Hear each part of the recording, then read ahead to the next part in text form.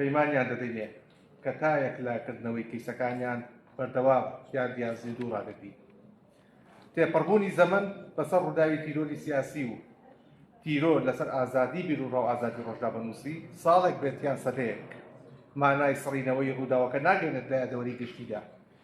ئەوەی خەمی ئێوە و خانەوادەی سۆرانی مامە حەما ڕەنگەکەمتر بکات، گەڕانەوەی مافە بۆ خاوەن ناو و بینینی تاوانبارانی ڕاستەقینەیە لە بەردەم دادگایەکی عادلانە.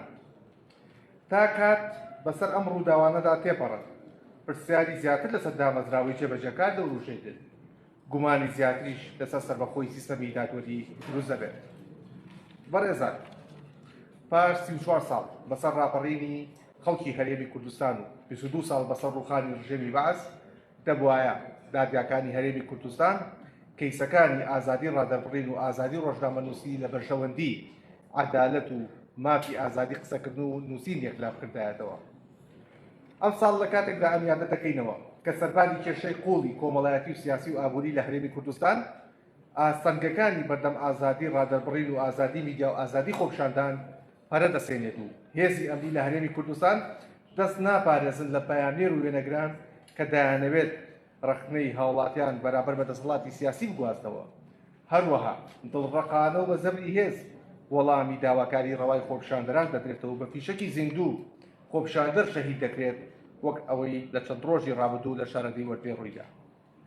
بۆیە لێرەوە داوا دەکەین بۆ ئەوەی میدیا ڕۆڵ و کاریگەری لە پرۆسەی گۆڕانی کۆمەڵایەتی و گەشەپێدانی وڵاتدا هەبێت و چاودێری کارەکانی حکوومەت بکات. پێویستە و پێویست بوو لەسەر حکوومەتی هەرێمی کوردستان ژینگەیەکی لەبار و ئارام بۆ کاری ڕۆژنامەنووسان بڕەخسێنێت و ئازادانە زانیاری دروستیان بداتێت، چونکە ئازادی میدیا و زانیاری ڕاست و بێلایەن زامنی ئەوە دەکەن کە هاوڵاتیان ئازادانە بژاردی خۆیان هەبێت.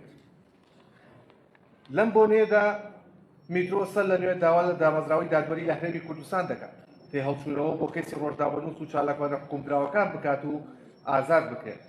هەروەها داواش دەکات سەر لە نوێ لێکۆڵینەوەی نوێ لە کەسی ڕۆژنامەنووسانی تیرۆرکراوە سۆرانی مامە حەمە و مامۆستا عەبدولستار و سەردەر عوسمان و کاوە گەرمیانی بۆ دادپرسێن بکات و بە شێوەیەکی دادپەروەری بە شێوەیەک کە دادپەروەری تەواو زامن بکرێت و تاوانبارانی ئەو کەسانە دەسەزا دەرباسیان نەبێت.